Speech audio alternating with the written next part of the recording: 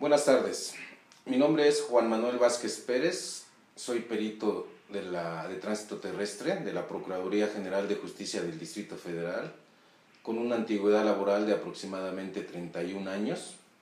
Pertenezco a Coforense, somos catedráticos del diplomado que está ahorita en curso. El tema que hoy vamos a tratar brevemente es los atropellos. Un tema muy interesante. Desgraciadamente tenemos lesionados, tenemos muertos, pero a la vez que es interesante también es un tema muy complejo. En algunas de las ocasiones los peritos en la materia de tránsito terrestre, al hacer los dictámenes periciales, como elemento fundamental se tendrá que determinar la velocidad de circulación de ese vehículo. No obstante lo que nos marcan los ordenamientos legales de los reglamentos de tránsito, que en todos los casos nos marcan obligaciones y derechos tanto para los conductores de los vehículos como para los peatones al circular sobre la vía pública. También es importante que el perito en la materia de tránsito terrestre determine si ese conductor estuvo en posibilidades de evitar ese hecho o no. Imagínense ustedes que un atropello donde se da en una zona peatonal, pues obviamente el peatón tiene una prioridad de paso. Ahí no tendríamos nosotros que efectuar algún tipo de cálculo, porque totalmente el conductor debe de cederle el paso a ese peatón. Pero hay otro tipo de situaciones en donde el peatón muy probablemente se atraviese a la mitad de la calle, que es una zona no permitida para tal efecto, que así lo marcan los ordenamientos legales. Por lo tanto, se tendrá que determinar, no obstante que el peatón ahí está incurriendo en una falta hacia su cuidado de efectuar el cruzamiento por una zona no permitida para tal efecto, también es bien cierto que no por eso el conductor ya va a tener esa posibilidad de atropellarlo. Por lo tanto, entonces se tendrá que determinar si ese conductor estuvo en posibilidades de evitar ese atropello o no. Pero antes que nada de eso, tendríamos que analizar los atropellos. Primero tendríamos que calcular nosotros la velocidad de circulación. ¿Y cómo podemos calcular la velocidad de circulación? Ahorita ya me di a la tarea de hacer brevemente un pequeño croquis ilustrativo aquí. Primero, determinar los atropellos. Como ya indicamos, los atropellos no deja de ser una colisión vehicular, vehículo-peatón. Como única condición es que el vehículo se encuentre en movimiento para que se determine que sea un atropello. Aquí el tema que hoy vamos a tratar es el cálculo de la velocidad en los atropellos. Dibujé un pequeño diagrama en donde hay una calle que corre de poniente a oriente, va circulando un vehículo de poniente a oriente y un peatón efectúa su cruce de sur a norte. Sería pues quizás muy relevante, importante que todos los hechos de tránsito nos dejara huella de frenado. Dijimos, bueno, pues ya nos quitamos del problema y ya calcularíamos nosotros una X velocidad. Todos los atropellos son muy diferentes, todos nos van a dejar diferentes elementos objetivos, tanto en el lugar de la investigación como en la revisión física del vehículo. Como primer elemento para nosotros poder calcular velocidad, he visto algunos dictámenes periciales que dicen no calculo velocidad, ¿por qué? Porque el hecho de tránsito no me dejó huella. O veo los dictámenes periciales en donde sabes que el conductor puede manifestar lo que él en su momento pueda considerar que iba a esa velocidad, pero no deja de ser un elemento subjetivo. Por lo tanto, vamos a establecer primero qué elementos nos puede aportar el lugar de la investigación. Imagínense que en este hecho en específico el conductor del vehículo 1, 2, 3, XX circulaba por la calle en sentido de poniente a oriente a X velocidad, es lo que nuestra incógnita. Y efectuó maniobras de frenado al percatarse de la presencia y del cruzamiento del peatón que va de sur a norte. Por lo tanto, aquí nosotros tendríamos como un primer elemento, ¿sí?, unas huellas de frenado. Por lo tanto, al tener huellas de frenado, nosotros podíamos emplear un método energético. Y tenemos resuelto nuestro problema de calcular la velocidad de circulación. Correcto. Este conductor, ahora en el otro de los casos, este conductor, al circular por la calle de poniente a oriente, pues no se percata de la presencia del peatón y por lo tanto ¿sí? No efectúa maniobras de frenado. El lugar de la investigación no me va a dejar huellas de frenado. Tendré que ver qué otros elementos pueda tener. Y qué otros elementos, debido a la velocidad de circulación de este vehículo, el cuerpo del peatón puede sufrir una proyección hacia adelante, forward projection, o una proyección hacia, no quiere decir hacia atrás, porque es una transmisión de energía, pero puede haber esa proyección hacia la carrocería del vehículo. Y entonces, si nosotros tenemos una proyección de este cuerpo hacia la carrocería del vehículo, aquí podríamos nosotros emplear otro método, que sería el método de Happer. Método energético, método físico, matemático. Método de Happer, un método experimental. Bueno, pero ahora vamos a poner otro ejemplo. Este mismo conductor circula por la calle de poniente a oriente. No efectuó maniobras de frenado. El vehículo no hubo una proyección de grab trajectory hacia la carrocería del vehículo. No tenemos daños en el vehículo. Pero quizás con elementos objetivos que nos proporcione el lugar de la investigación, nosotros vamos a conocer el lugar exacto donde efectuó el cruzamiento el peatón y donde fue colisionado por el vehículo. Y tenemos nosotros la posición en donde cayó. ¿Cómo lo podemos determinar? Pues con elementos objetivos. Quizás aquí llegamos al lugar, imagínense que a lo mejor fue un homicidio, tenemos el lugar exacto donde quedó la posición final de este vehículo. Y aquí tendríamos otros elementos objetivos, quizás a lo mejor también algún tipo de elementos objetivos que podamos nosotros comprobar técnicamente, de decir a lo mejor hay testigos y que esta persona a lo mejor salió de su casa y aquí efectivamente cruzó porque aquí en el lado norte había una calle. Ya tenemos el lugar preciso de dónde fue el cruzamiento del arroyo de circulación. Por lo tanto, nosotros al tener el punto exacto del impacto y el lugar donde cayó, nosotros ya tenemos una distancia de proyección. Y con esa distancia de proyección, nosotros aplicaríamos, ¿qué? El método de Sigle. Método de Sigle.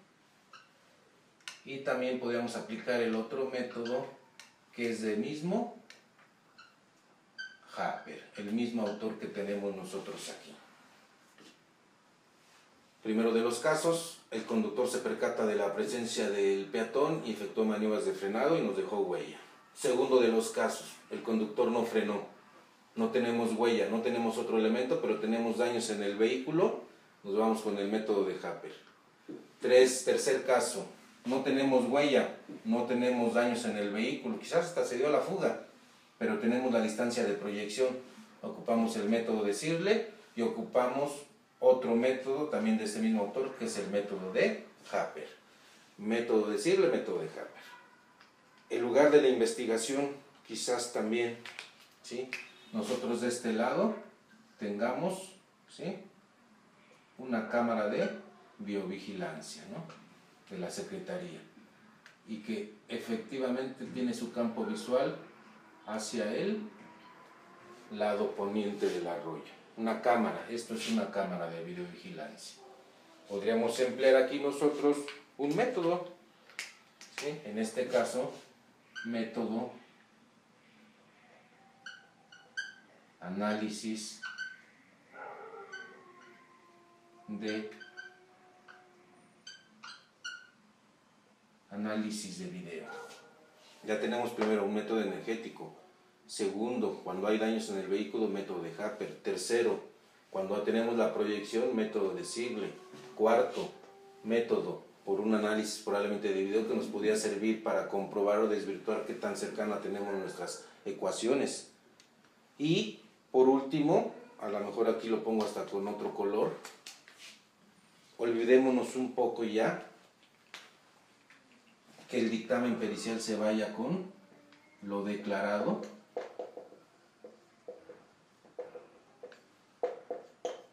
por el conductor. ¿Qué nos demuestra? Que si ponemos en un dictamen pericial la velocidad de circulación es del orden de los 40, del orden de los 50 kilómetros por hora, declarado por el propio conductor. Pues esto está denotando una falta de capacidad, de que no tenemos conocimientos previos para poder calcular nosotros velocidades de circulación de sus vehículos involucrados en base a métodos totalmente científicos y que técnica y científicamente los podamos nosotros comprobar. Vuelvo a repetir, con huella de frenado, método energético, con la posición de los daños, método de Happer, y aquí algo bien importante, es un documento de la SAE. Método de Sigle, método de Happer, documento de la SAE. ¿Qué es la SAE? La Sociedad de Ingenieros Automotrices de los Estados Unidos Mexicanos. Hacen los congresos, inició alrededor de 1906, pero ya hacen sus congresos totalmente con el ámbito pericial, en donde se publican estos estudios, esas investigaciones en el ámbito pericial, y no deja de ser método de Happer, un documento SAE, un paper SAE, y método de Sigle, método de Happer, documentos de la SAE. Vamos a empezar ahorita, y quizás me voy a brincar ahorita porque voy a borrar este pequeño croquis, y vamos con el método de Happer, es decir, por la proyección de los daños. ¿Qué es lo que pasa? Aquí dicen norma SAE, un documento de la SAE.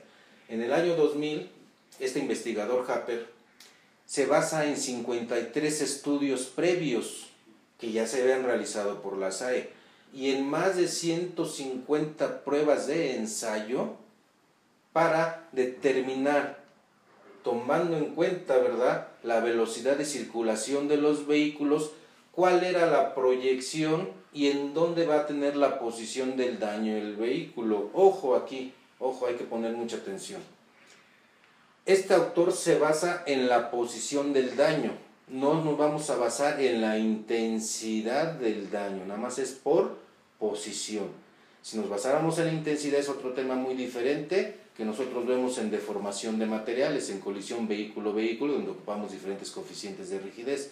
Aquí más que nada, en base a toda esa análisis que realiza de 53 estudios previos de investigadores dedicados al ámbito pericial y en más de 150 pruebas de ensayo, pues obviamente se ve la característica de dónde es la posición del daño.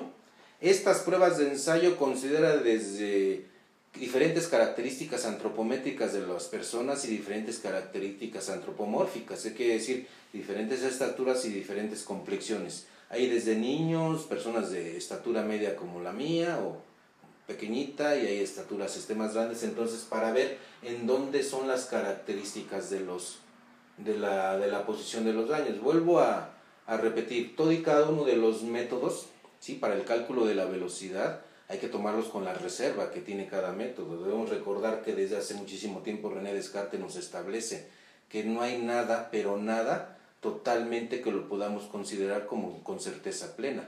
Y les vuelvo a repetir, no hay una fórmula mágica, no hay una receta infalible.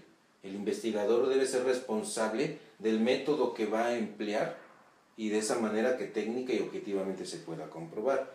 Volviendo al método de Happer, que es un documento SAE del año 2000, entonces, después de tantas pruebas de ensayo que se realizan, pues aquí se observa que si el daño, esa proyección del vehículo, como yo les repetí, si es hacia adelante únicamente, pues obviamente estaríamos hablando de una proyección hacia adelante, de una proyección forward projection, que así se considera, en donde no vamos a aplicar el método de Happer, quizás aplicaríamos el método de Sigle o Happer, pero ya con la proyección. Cuando es la proyección hacia la carrocería del vehículo, de todas esas pruebas estadísticas, y yo digo siempre que si a mí me preguntaran, oye, pero técnicamente podamos comprobar y podemos defender nuestro método, claro que sí lo vamos a poder defender. ¿Por qué? Porque estamos empleando la estadística. La estadística es ese vehículo que vamos a utilizar nosotros para realizar una investigación totalmente científica. ¿A qué se dedica la estadística? Una parte de las matemáticas, en donde vamos a recolectar, vamos a organizar, vamos a presentar y vamos a analizar, ¿sí?, ¿qué? Toda esa dispersión de datos que tenemos. Entonces, con toda esa dispersión de datos se dan cuenta que si el daño se encuentra inicialmente en la parte frontal inicial del vehículo, y aquí la dibujo en color azul,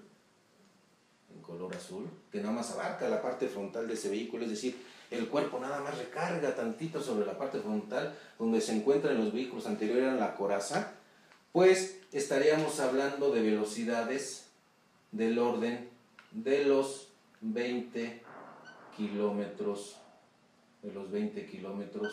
por hora, en base a esas pruebas estadísticas.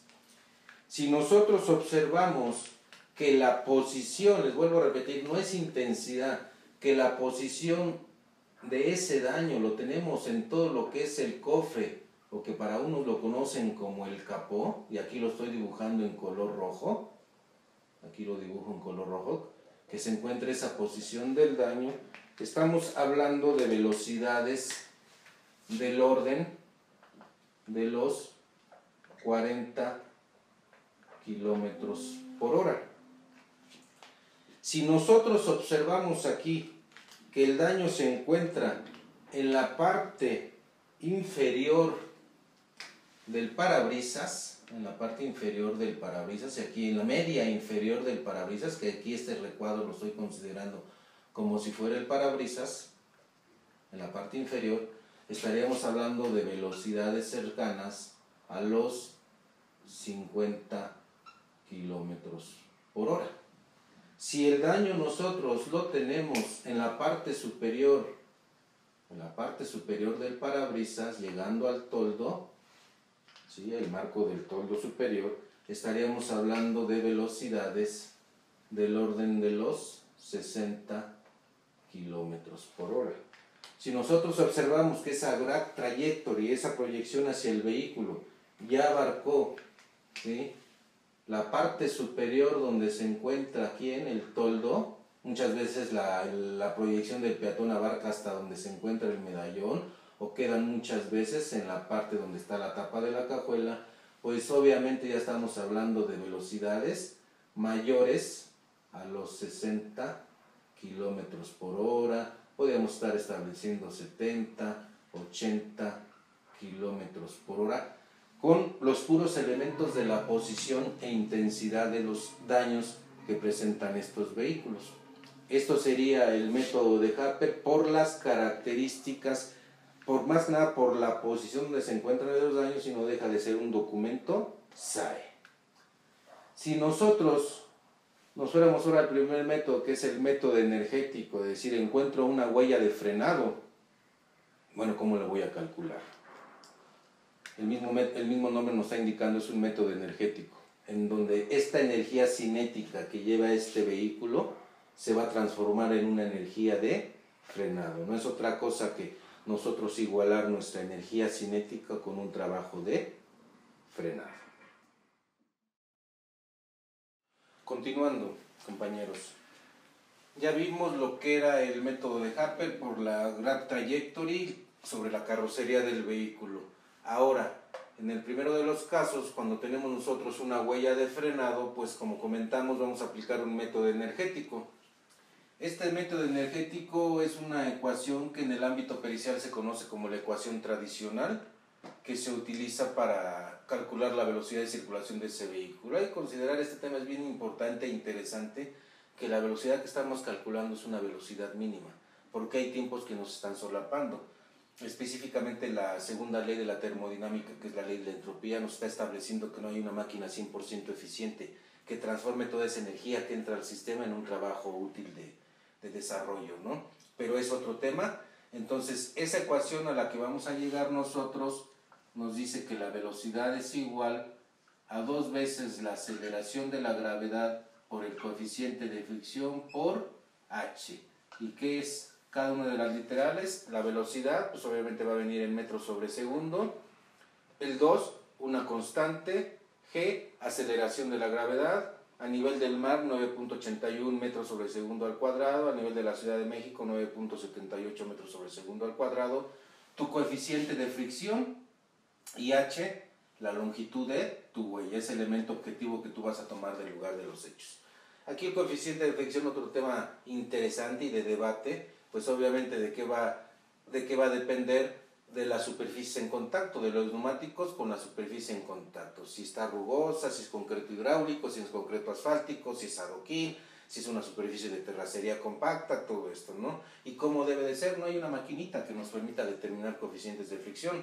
Obviamente lo vamos a determinar en base a pruebas de ensayo, pero es otro tema independiente. Yo siempre comento, bueno, vas a ocupar una ecuación, tenemos que saber ese fundamento, de dónde salió esa ecuación, o porque la vi en un libro de reconstrucción, o porque la pusieron en este video. Yo ya voy a ocupar la ecuación, que es para calcular velocidad, y vimos 2 constante, G constante, coeficiente de fricción, la encuentras en libros de reconstrucción. La H, tu longitud de huella, es el elemento que tú vas a ir a medir en el lugar de la investigación o de la intervención, en el lugar del hecho, y lo que tú vas a estar midiendo, ¿no? ¿De dónde sale esta ecuación? Cuando el vehículo va en movimiento, ¿sí? Aquí va el vehículo, va en movimiento, se percata de la presencia del cruzamiento del peatón. Este vehículo lleva una energía cinética. ¿Y qué es la energía cinética? La energía de movimiento. Por lo tanto, el conductor se percata del peligro y al estar en movimiento aplica su sistema de frenos, cambia el pie del acelerador al pedal del freno. Entonces esa energía cinética se transforma en un trabajo de frenado. De ahí parte el fundamento. Si a ti te preguntan en el juicio oral, en ese nuevo sistema penal acusatorio, ¿por qué ocupaste esta ecuación?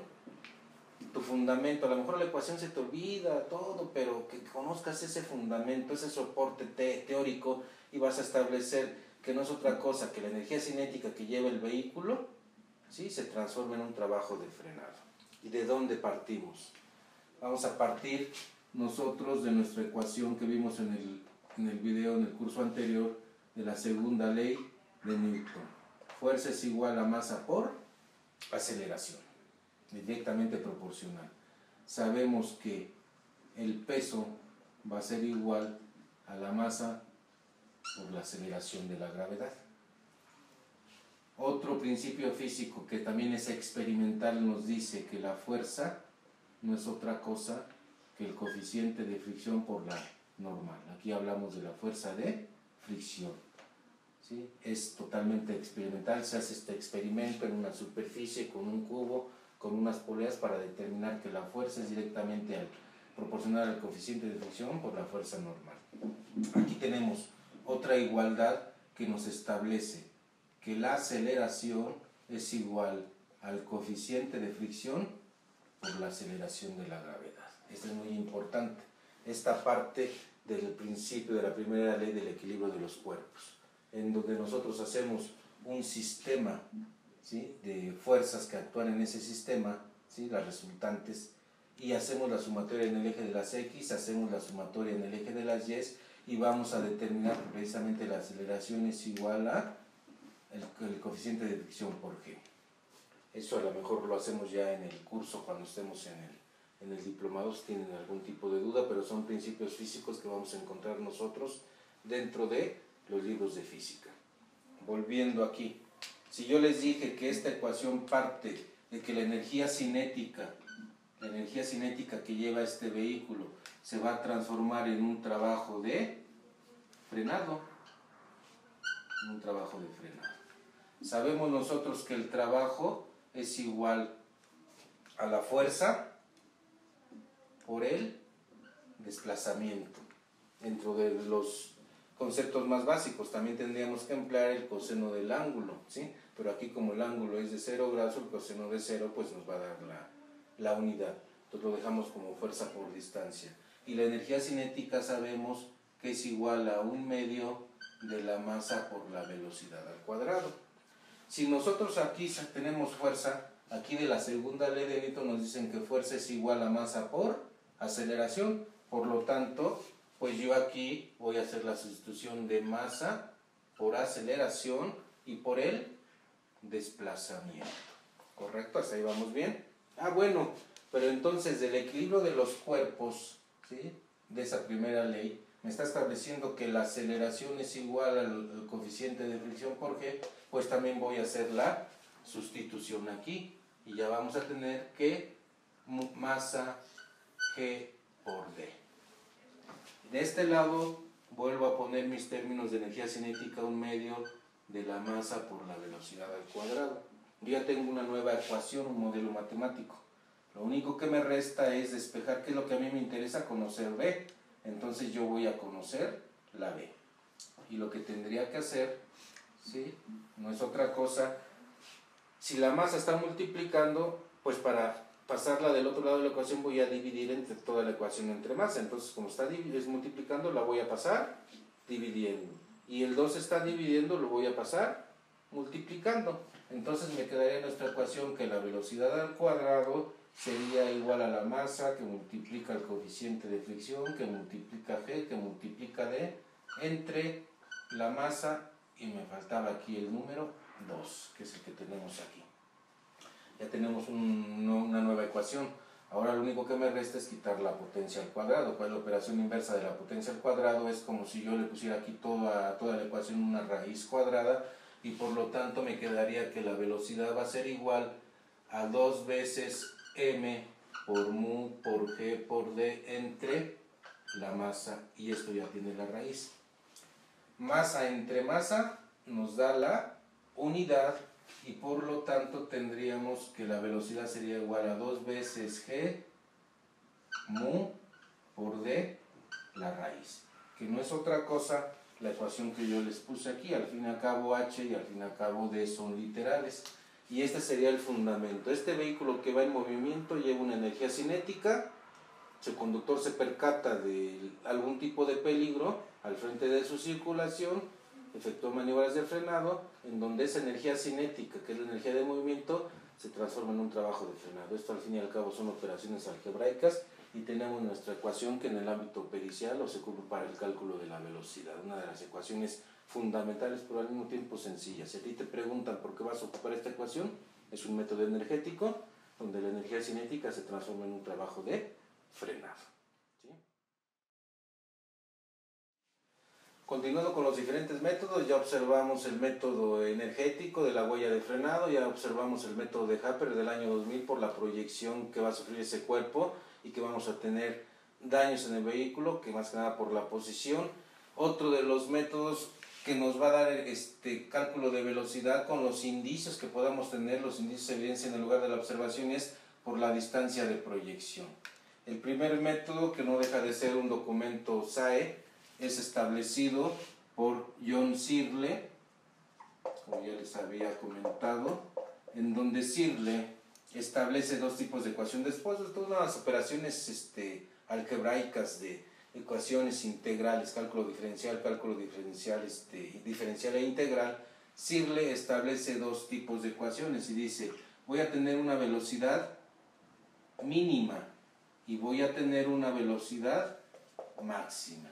Después de todo ese análisis, en donde este tipo de método de Searle implica el tiro parabólico, y sabemos nosotros que el tiro parabólico es un conjunto de dos movimientos, es un movimiento horizontal y es un movimiento vertical, en donde el movimiento horizontal es un movimiento rectilíneo uniforme, quiere decir la velocidad es constante, y en el tiro parabólico, en su movimiento vertical, es un movimiento rectilíneo uniformemente acelerado y desacelerado. Este tipo de método se conoce por el método de impacto, caída, rebote y deslizamiento, donde se va a considerar totalmente toda la distancia de proyección de este cuerpo del peatón. Dentro de la velocidad mínima, Searle establece esta ecuación: 2 veces g mu por la distancia entre 1 más mu al cuadrado. Esta es la ecuación para velocidad mínima, y la ecuación para velocidad máxima es 2 veces g mu por d. Ustedes puedan observar, es igual nuestra ecuación de velocidad máxima a la que nosotros ocupamos para la huella de frenado. ¿Cuál es la gran diferencia? Aquí el 2 es conocido, la g, nuestra aceleración de la gravedad, la d, en lugar ahora de la huella de frenado, va a ser la distancia de proyección de ese cuerpo, y el coeficiente de fricción aquí lo ocupamos con la superficie de rodamiento de los neumáticos. Pues aquí vamos a buscar ese coeficiente de fricción, ¿sí?, que se utiliza para ese impacto. Es una media del coeficiente de fricción del cuerpo del peatón con la carrocería del vehículo, considerando también el coeficiente de fricción de este cuerpo cuando a la caída y deslizamiento sobre la superficie de rodamiento. El mismo CIR le establece que para esta proyección sobre superficie de asfalto, sobre superficie hidráulica, va a considerar aquí un coeficiente de fricción de 0.66. Un coeficiente de fricción de 0.66. Hay que considerar estas ecuaciones, velocidad mínima, velocidad máxima, cuando yo las utilizo en un dictamen pericial, para no verme cargado hacia alguna de las partes. Soy perito de la Procuraduría, que ahí es otro tema bien importante, no somos peritos de una parte, ¿no? Pero ese es otro tema bien independiente. Entonces, ¿yo qué es lo que hago? Calculo velocidad mínima, calculo velocidad máxima, y como a mí me gusta la estadística, saco la media, saco la velocidad promedio, y no me estoy yendo por ninguna de las dos partes. Pero debemos de considerar que esta velocidad de que estamos calculando no es la velocidad del vehículo, es la velocidad de la partícula. ¿Qué quiere decir?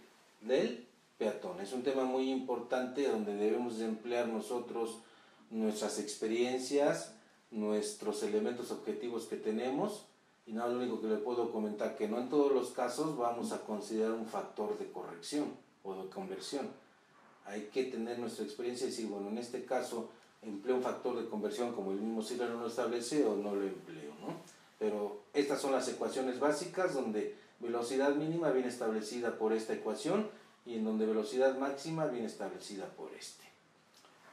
Dentro de este mismo, si nosotros tenemos la distancia de proyección, recuerden ustedes que aquí yo les había puesto que era tanto Sirle, que John Sirle junto con Ángela Sirle establecen, y no deja de ser un documento de la SAE.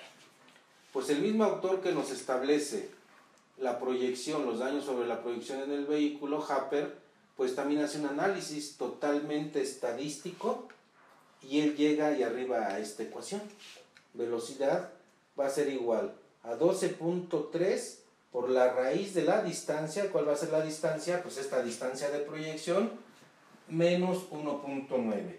Aquí la velocidad viene establecida en metros sobre segundo. Yo les comenté que Happer, en base a 53 estudios previos, en más de 150 pruebas de ensayo, fue lo que la apoyó para realizar su método experimental por la posición de los daños. Pero también, después de todos estos datos, aplicando la estadística, la plasma en un plano cartesiano, en donde en el eje de las Y, de las ordenadas, pone la velocidad, en el eje de las X pone la raíz de esa distancia de proyección. Plasma todo y cada uno de los puntos de los más de 150 pruebas de ensayo que se realizaron y observa. Recuerden ustedes que yo les comento de estadística, ¿no? Una ciencia formal, parte de las matemáticas, pero la estadística se divide en dos grandes ramas, que es la estadística descriptiva y la estadística inferencial. Dentro de la estadística descriptiva dijimos, ya recolecté, ya organicé, ya presento y analizo mis datos. Ya los puedo presentar en diversas formas, ¿no? En diagramas de pastel, en histogramas, lo que quieras, ¿no? Pero la otra parte de la estadística es la estadística inferencial. ¿Y qué es lo que nos está estableciendo nuestro producto? ¿Cuál es el producto que yo voy a obtener de todas estas pruebas que realicé? Entonces se aplica lo que es la regresión lineal, en donde Happer observa que de toda esta dispersión, cada uno de estos dos puntitos es una prueba de ensayo. Y él está observando que la figura más representativa de toda esta dispersión de datos es una recta. Entonces Happer dice, bueno, como la figura más representativa es una recta, yo me voy a lo que es la geometría analítica y voy a ir a lo que es la ecuación pendiente ordenada al origen de la recta, en donde nos establece que Y es igual a mx más b. El punto B es donde intercepta al eje de las ordenadas. M, bueno, primero empezando, la Y tenemos que es la velocidad. La pendiente, pues obviamente va a ser la pendiente ¿de qué? De nuestra recta. X, pues va a ser la distancia de proyección, la raíz cuadrada de la distancia de proyección. y el término B es donde intercepta al eje de las ordenadas. Esta es la ecuación pendiente ordenada al origen. Pueden remitirse ustedes a los libros de geometría analítica y así la van a encontrar. Lo que se hace aquí es una superposición de datos. Dice, bueno, yo que tengo en la Y, pues tengo velocidad. La M la sigo poniendo como M ahorita. En la X que tengo, pues tengo la raíz de S. Y en B, pues es precisamente aquí el punto donde está cruzando, ¿sí? Casi lo hice un poquito a escala, entonces me da el menos 1.9. Ya voy llegando a la ecuación que llegó Happer. ¿Cómo saco la pendiente? No lo vamos a hacer ahorita. Pues obviamente teniendo nosotros en cualquiera de los puntos se forma un triángulo rectángulo con las operaciones algebraicas correspondientes, ya sea de seno, coseno, tangente, pues voy a considerar la pendiente. Ya tengo la pendiente. Otra de las cosas, de cualquiera de estos dos puntos que pueda yo obtener, la misma, sí, geometría analítica te está estableciendo que para que tú encuentres una pendiente va a ser igual en un punto Y, en base a dos puntos Y2 menos Y1 entre X2 menos X1. De esta manera yo voy a encontrar una pendiente. Tienes dos formas de obtener tu pendiente, en base a funciones trigonométricas o en base a la distancia entre dos puntos, y de esa manera calcula Happer y le da el 12.3. Y entonces es la manera en que tú vas a obtener una velocidad, ¿sí? Obviamente les dije que el resultado viene en metros sobre segundo, y esta es una ecuación experimental aplicando lo que es la regresión lineal, aplicando lo que es la estadística descriptiva y la estadística inferencial. Observen ustedes que es una ecuación muy sencilla. La velocidad va a ser igual. Tú tienes una distancia de proyección de 10 metros, vas a hacer tu sustitución aquí. Le sacas la raíz cuadrada de 10 metros, la multiplicas por 12.3, tu resultado resta el menos 1.9, que es el punto B donde hace la intercepción, y tú ya tienes una velocidad. Con el tiempo tú puedes hacer cálculos con estas ecuaciones y con esta ecuación. Esta es ecuación que su fundamento es físico-matemático, y esta es una ecuación totalmente experimental. Pero al hacer ustedes ejercicios se van a dar cuenta que traen resultados muy, pero muy cercanos.